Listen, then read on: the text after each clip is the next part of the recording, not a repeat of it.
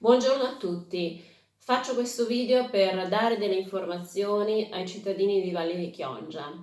Oggi è arrivata una risposta da parte dell'ULSS 3 alla lettera che avevo inviato ancora il 21 marzo insieme ai consiglieri della maggioranza del Comune di Chioggia e al sindaco stesso, in cui chiedevamo l'effettuazione di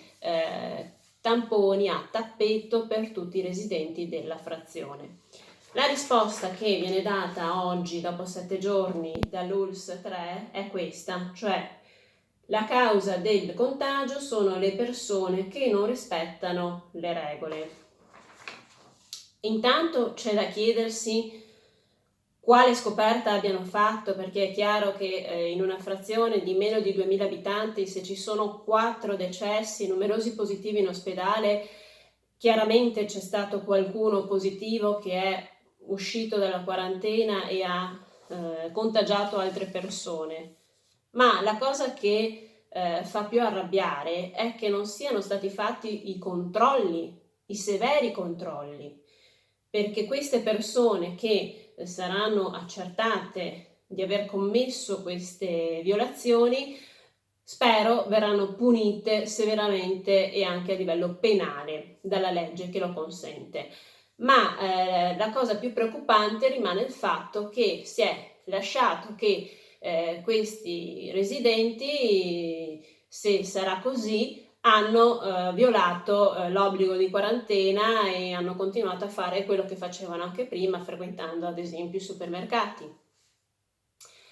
La risposta però che noi volevamo sentirci dire, cioè quella sui tamponi a tappeto per tutti, non è arrivata. Allora chiedo ancora una volta, visto che il presidente Zaia ha detto che effettueranno 20.000 tamponi al giorno, che inizino dalla frazione di Valli e da tutti i presunti focolai come questo, che sono 2000 persone, quindi 2000 tamponi, penso non siano una cosa così impossibile da effettuare. Si inizi da questi posti, da questi luoghi, da questi residenti, perché è chiaro che c'è ancora gente che continua a frequentare i mezzi pubblici, ad esempio, a recarsi al lavoro e potrebbe essere una asintomatica positiva.